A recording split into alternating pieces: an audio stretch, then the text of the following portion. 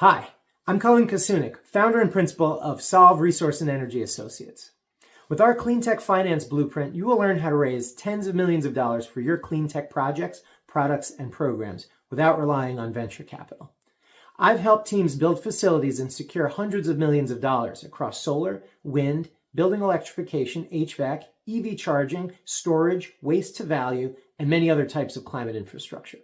Not by pitching harder, but by putting together the right package for the right people.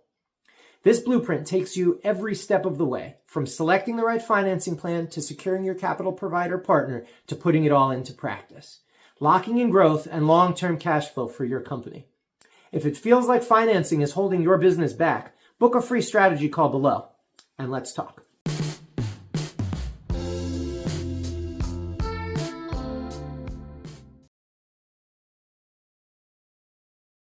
To really understand clean tech financing, we need to understand the business needs behind it and the types of financing that are out there and the typical kinds of financing that clean tech companies need and use.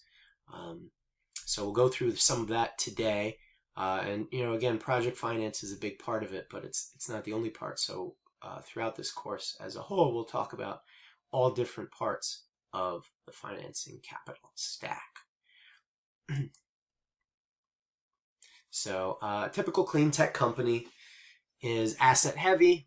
So clean tech companies build real things like infrastructure, equipment, systems. That means higher upfront cost and slower growth compared to, say, a software startup.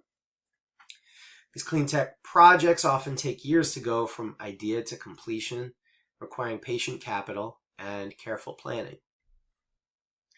Clean tech companies do create tangible solutions that improve the environment and people's lives, and there's measurable impact in the world very often. The returns from the projects can be very predictable.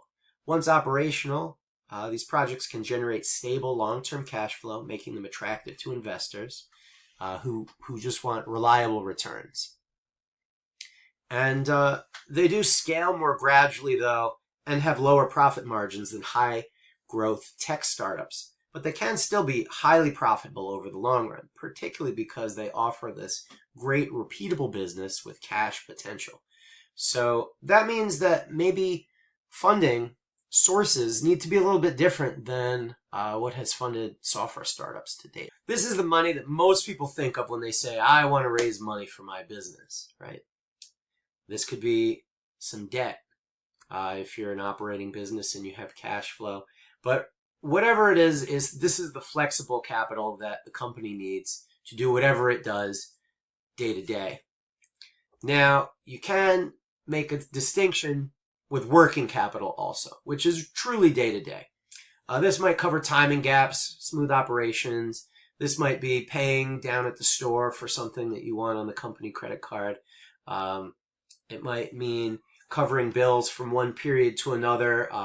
So you might have a big contract coming that is signed, but need capital to get through to completing that contract. That's another type of working capital.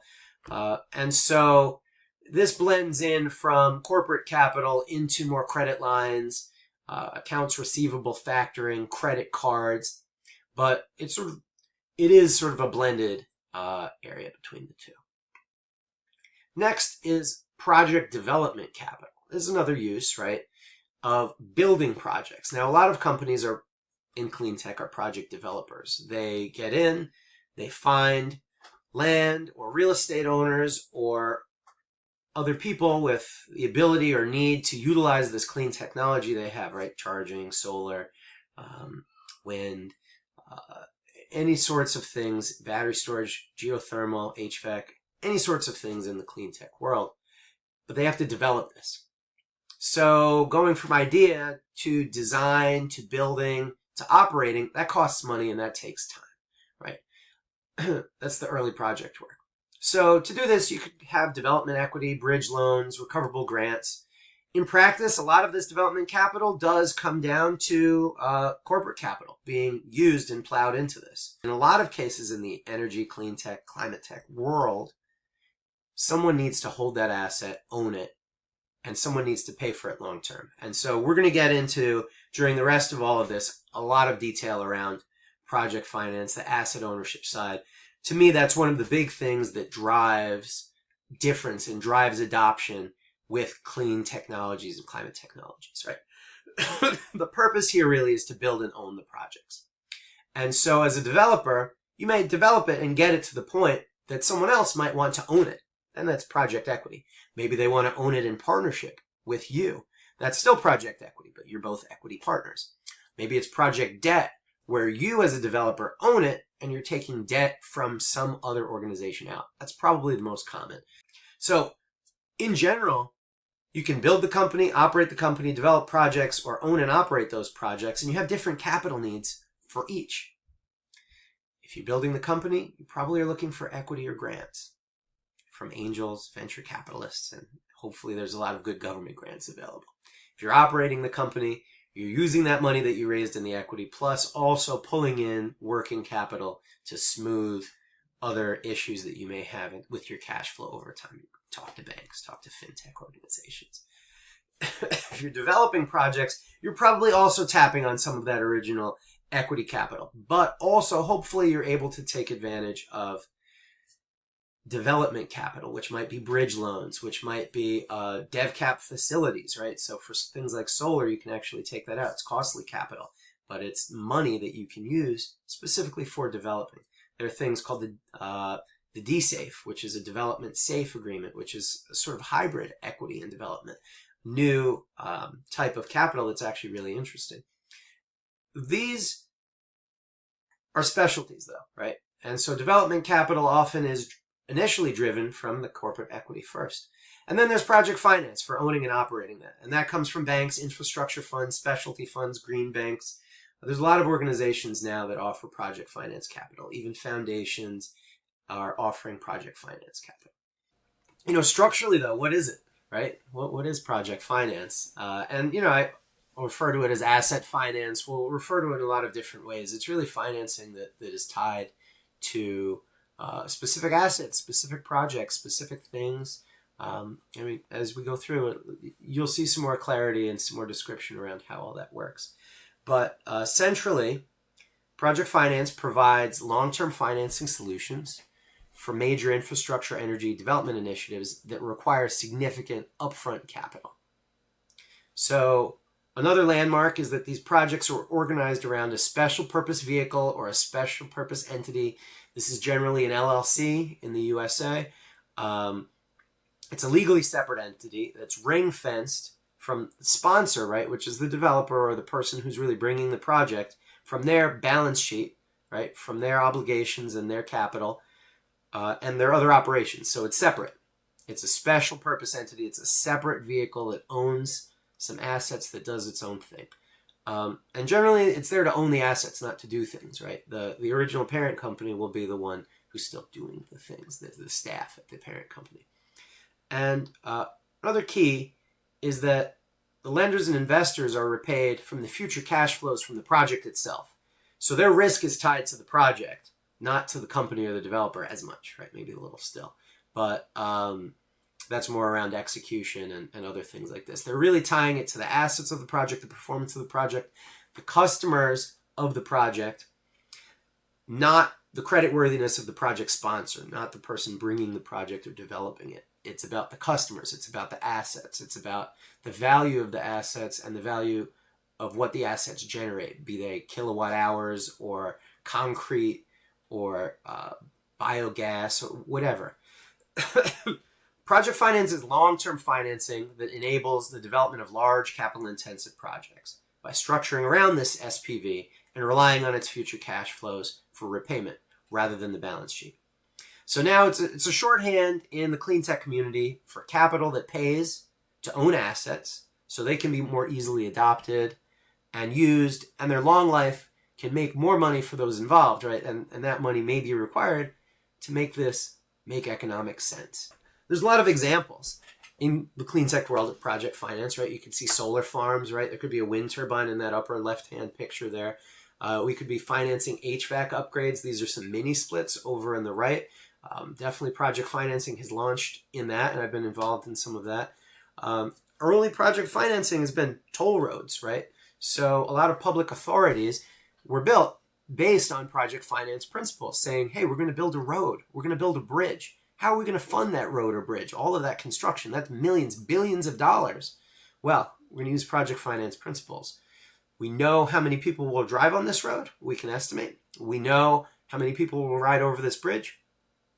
And we will finance the whole project based on that future revenue cash flow stream, right? Based on that cash flow stream. Rooftop solar is another one. Very similar to a solar farm in a field is rooftop solar. That can be project financed. You might finance a solar farm in a field in one big project with one big entity. The rooftop solar you might do in a portfolio, but it's still using the same project finance perspectives and structures. You can even project finance electric vehicles and vehicle charging. You can finance storage. There are a lot of things. And so the sky's the limit in terms of what types of assets can be financed. People are looking at it with carbon removal and biofuels, looking at it with biochar, looking at it with all sorts of clean tech assets up and down the adoption curve, right? Like there's some, like solar, that are well adopted, and there are others that are more cutting edge. So I want to introduce the 3 key phases of project finance development. It starts with building the finance. This is where you put the whole concept together and get it validated. Then you shop the structure. You actually find folks who will put money into this financing structure, that will back it, that will support it. Then you operate the facility. You actually sell, construct, put it in practice, and then refine and iterate the whole thing, right? Improve your capital cost, improve your finance offering, improve your sales offering, get it all ready. Let's get into the actual returns. Excel gives you a couple really quick and easy ways to do these type of returns. We've set up the model in such a way that we can get to the returns very quickly. So we'll do IRR first. And let's call it IRR here. And then we'll do the IRR formula, nice and easy. You feed it a bunch of values, and it will tell you what it is, right? So we can see that, yes, this is quite a good project, a 20.2% IRR. We can also feed it NPV. NPV has a couple more parameters. And like I said, we'll set it at 10%. We can go put that as an input, but I'll just write it down here for now. And then you feed it the values. Now NPV, you're supposed to start at time 1 because it is discounting out into the future. And then you subtract out the initial value. So there we go. We've got a $348,000 NPV at a 10% discount rate. And we might as well just go ahead down here and say model discount rate. And 10% there. We'll grab the 30% format. This is one that we can probably add a single decimal to. Okay, what does this mean though? This means that if you're borrowing money, let's say you could borrow money at 10%, right? If you're borrowing money at 10% and you use that money to do this project is worth $348,000 in today's money. How many of you guys would do that project? I think I would do that project. That sounds like a good project, right? So, I mean, the trick, of course, is finding the property and finding the customer and figuring it all out and going through all the work. And, you know, depending on the project, it might take more than $350,000 of work to do that, right? Maybe this is the kind of project that takes hiring several people and engineers and a lot of your own time. And okay, so that might be more than $350,000. But all of those costs are external from the model. If you have all of your costs internal to the model, this will tell you how much money you will actually make or how valuable this project actually is. So that's the point where you start to interface and you say, okay, all right, this project on its own is $350,000 of net value. Let's see, we can go to one of the people I work with and we can go call up this engineer, and for all of that, it's going to cost us about $50,000 to do that. I'll have to spend that $50,000. There's going to be some risk there. There might be some risk during construction here. There might be some risk of getting this. There might be some time to wait and risk of getting the tax credit. But overall, it's worth it. So great, let's do that. So with this, we've built a basic financial model template. You can adjust any of these values here. Ultimately, you need to just get to the point where your sale of product, this doesn't need to be electricity, your sale of product is coming in here over time. And you've got an escalator associated with it, right? And you can de-escalate the value of what you're selling. I mean, if we wanted to change this to 1 and make this 20,000, right? Now the model is updated and you can see not quite as good of an investment. But we were making $60,000 a year before, and now we're making $20,000. All of this can change, and it's all pretty easy within the context of the model template that's created. So for now, this is the basic model template. We're going to work on a few other model templates that will incorporate taxes and depreciation. We'll work on some model templates that incorporate multiple parties. So sometimes you may want to model out a situation where you've got an investor who's separate from the developer, as we talked about in some of the intro videos, right? How many parties are there in a project finance transaction? You may have an investor separate from the developer, separate from a debt provider, separate from a customer. And maybe you want to be able to make sure that all of them are getting the returns they need so that you, assuming you're the developer, are making sure the project fits right. It doesn't help to make a model that looks great for you, only to realize that no, the customer doesn't want to pay 20 cents per kilowatt hour under a power purchase agreement. They want to pay 10. Well, not $10. 10 cents. So what happens there? Well, we're under the 10% IRR, 9.5%, still solid. Maybe someone would buy this, but it's not effective if we're at a 10% borrowing rate, if we're getting our money at 10%. If we're getting our money at 8%, well, maybe it'll be worth $50,000. And it would depend on how else we would be able to put this project together. If this is something at your own home, 250 kW would be pretty big for a home, quite big.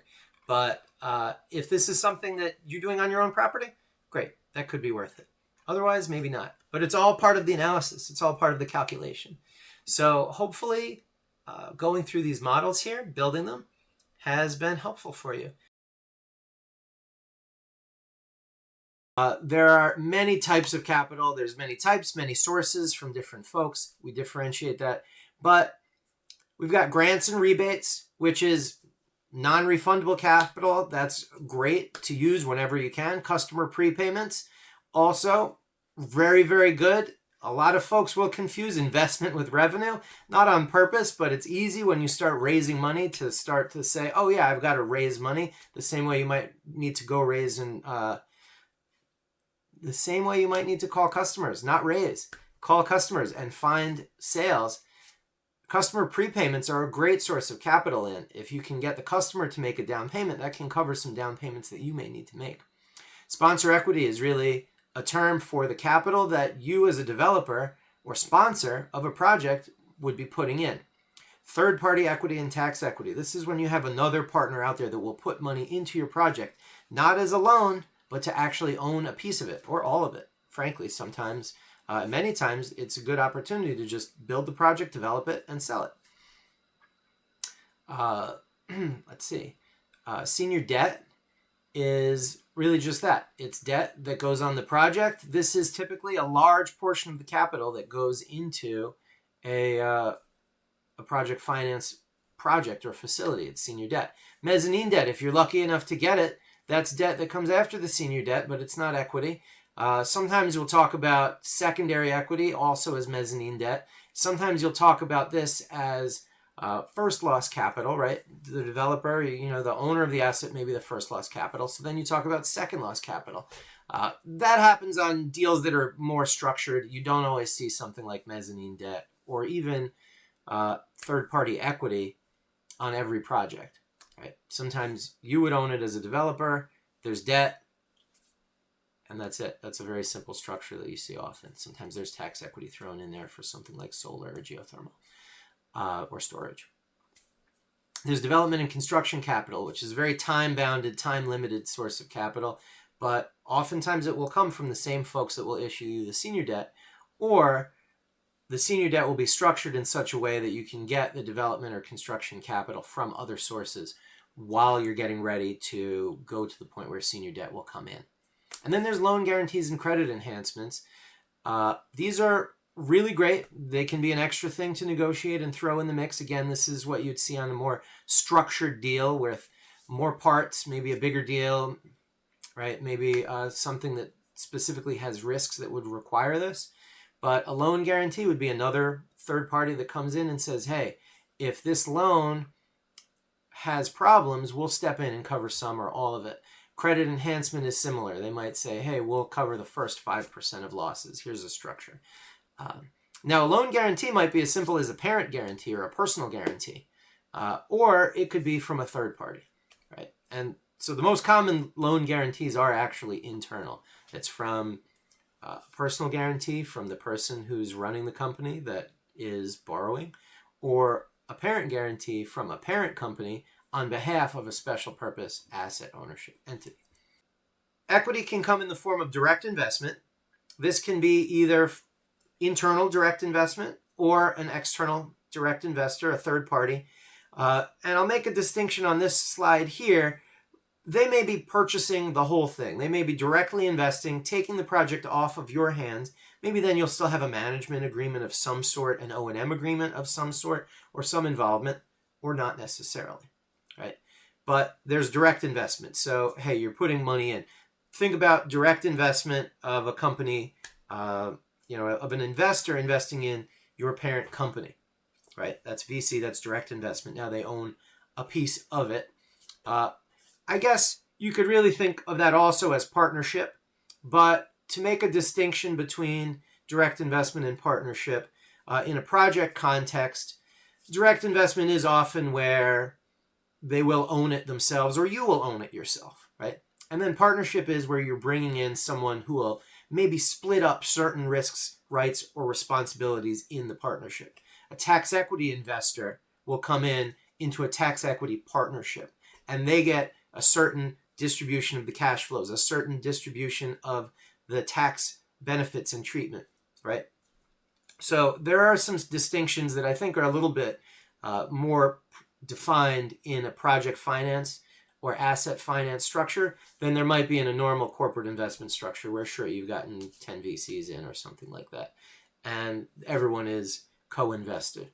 This is, partnership is more a partnership, and it's a little more hands-on. There is the donation, incentive, and concessionary capital that can come in as equity. And I mentioned before, some of this may not be classic quote-unquote equity, but it is capital that's coming in either as a donation from a foundation or some other organization that wants to promote what you're doing, right? There's some impact capital there. Some impact capital doesn't need to get paid back. There's incentives, right? State and local incentives, cash grants, or it could be some sort of community development incentive, an economic development, community economic development grant or incentive or program that you apply for.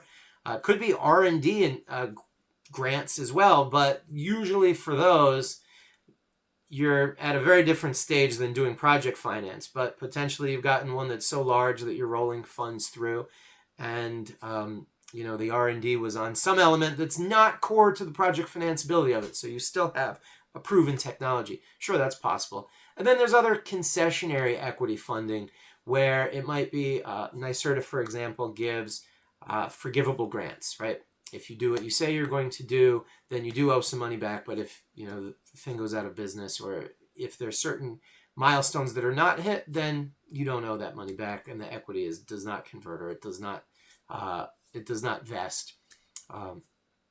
those are different kinds of things. And then there's customer driven, which we talked about, customer prepayment. This also could mean strategic partnerships, right? If you have an asset that you're developing, that you own IP on, that you're building a pilot facility, and let's say that your customer, you talk to them and they're like, yeah, we're going to need a lot of those. And you say, okay, well, how many are you going to need? Will you sign a long-term agreement? And they say yes. And you say, okay, well, if you prepay, if you put a down payment, or if you co-invest with us, we will give you a guaranteed fixed low price for 20 years or some long duration. So customers are definitely not to be overlooked when it comes to thinking about equity. The debt types, I think debt is a little more straightforward, but debt again is the majority of the capital that usually comes in. There are more debt providers who will take time to talk to you, but you need to be sure to be able to meet all of their terms and have that equity to cover what is needed to get the deal closed. So on the top is construction debt. In certain situations, you might just want construction debt, get an asset built, and then maybe the asset pays back in such a short period of time that you can hold some of that and pay off the construction debt and you're done, right? I've seen this with energy efficiency, and I've seen this with building sensors and other small things that maybe bridge the gap between hardware and software. Things where it's like, hey, this is a hardware-enabled software product. And so someone's going to pay a solid software monthly subscription, but you need to install a non-trivial amount of hardware, something that'll take you maybe 6 months or a year to pay off. Well, you could go in and use construction capital and do that, and then you're out. And then you just have installed that, and essentially you've enabled SaaS revenue, but with this piece of hardware that you have, a sensor or something like this. That's a great situation if you have a low cost or high rapid payback asset. More typically, construction debt comes in partnership with senior debt. And the senior debt, again, this is the base of the pyramid, the foundation of what you will have for funding your projects in most cases. The senior debt is as long payback as you can get it, as low interest rate as you can get it, as good other terms as you can get it. And you've probably heard me say in other videos, interest rate is not the most important term that you negotiate for generally. But the senior debt is there. Then there's mezzanine debt, which we touched upon, as this is secondary debt. This is debt that in the repayment structure, should something bad happen in a down case, mezzanine debt will only get paid back after senior debt is paid back fully. Now, mezzanine debt will get paid back before the equity, folks, right?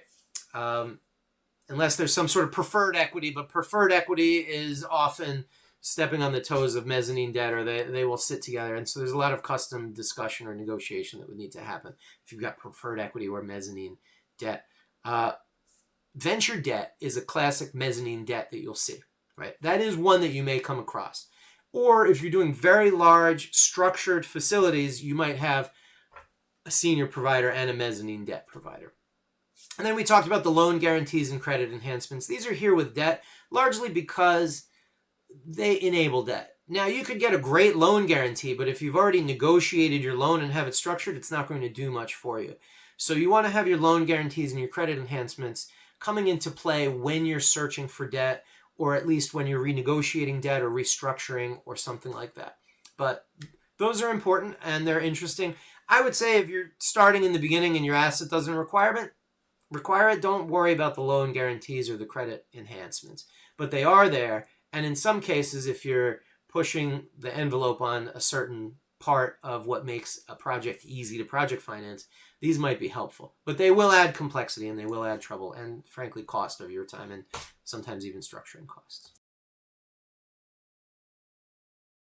Today, I want to talk about operating a financing facility. So we've gone through, at this point, the whole process of designing the facility, figuring out the structures, figuring out who we're going to work with, getting the deals negotiated, and we're about to close. So that's the point that I want to pick up today and talk about this, the post-close process, the post-close expectations, what to think about. Well, what does operating really mean, right? It means we're making a customer promise now. We're going to deliver to a customer an asset that they're going to use for a long time probably, right? That we're going to do this for them in a way that they're going to be happy working with us, and that they're going to be happy with the system that they're getting access to, right? The technology that they're going to use. We're making a capital promise, right? We're making a promise to the capital provider that we're going to take some of their money and we're going to pay them a return, right? We're going to either pay them their debt, or they're going to get some type of dividends or equity returns, or otherwise they're going to get their return somehow. We're making a promise to capital. And that's why they have all those covenants. They want to make sure that they're tracking this promise and make sure that everything's going well before it goes sideways. And we're getting a delivery engine, right?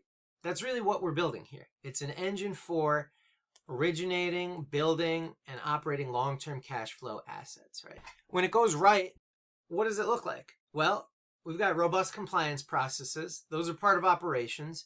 All of our teams are working well together. Sales, finance, operations, service, they're all working well together to get things sold and built. We're getting positive performance data. These systems are working well, people are paying, and that's growing the long-term opportunity. And this reliability is also driving customer satisfaction and increased sales, right?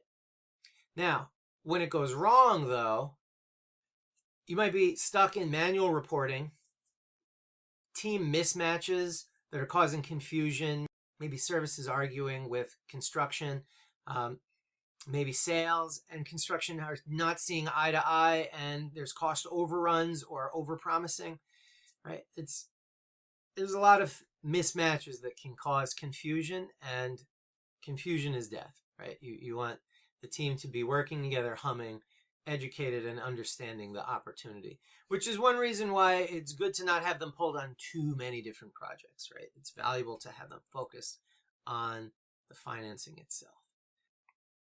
Now, for the project delivery itself, the on-time, on-spec delivery, obviously that's the gold standard, obviously easier said than done, but something to keep in mind, as I was saying, right? Quality, speed, and cost. Quality is a key one. Aligning your underwriting assumptions with the project, very important. Very important in the sales element, very important right now that you're not pushing the customer up into higher savings. You're not pushing the customer up into higher spending and thus pushing them out of the acceptable credit box. You're not dealing with assets that are not part of the acceptable underwriting. And then having this positive customer experience. What I've seen, as much as sales, sometimes even more than sales, it's the construction and operations managers who have the real close customer relationship. These are the folks who are there talking turkey with the people on the ground at the customer sites, right? These are the folks who get the real relationship. And if you can have a real good customer relationship, then that's great. Oftentimes, the operations and construction folks also get a great relationship with the contractor. They need to remember, though, that they are the advocate for the company and the customer before they are the advocate for the contractor. And you're ready to consider expanding if you've deployed the majority of your capital already. It's yielding stable, predictable cash flow. Your debt service is being paid on time. Your covenants and compliance are being done cleanly. You're doing underwriting, deployment operations, following nice, repeatable processes, and you've gotten performance data that matches or beats your assumptions. Obviously, you may not have all of that, right? But if you've got a lot of that, and if you're feeling good, and if you think these projects have been working, and you're ready to expand and put some more gas in the tank, great. Has operating performance risk reduced enough to justify more capital? If you can answer that question yes, then great. You should talk about expansion. And you can even talk about it a little early because these things take time, but you should be really, really moving on that, and you shouldn't close anything new until you feel really tight. And, frankly, you should know what you need to tighten up when you go into your next negotiation. So if you're still figuring that out, don't even start negotiating your next thing, because you're going to fall into the same traps that you would have negotiated into the prior documents the next time. So don't do that. Take your time.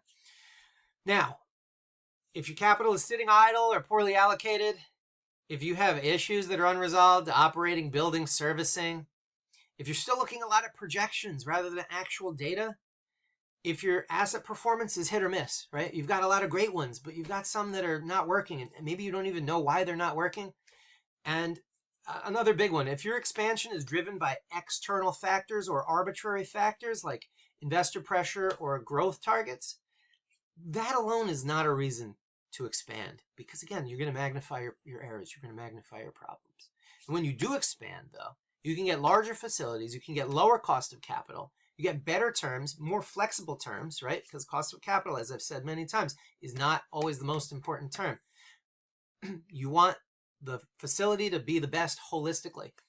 And you can get institutional scale investors who often will give you the better holistic facility, right?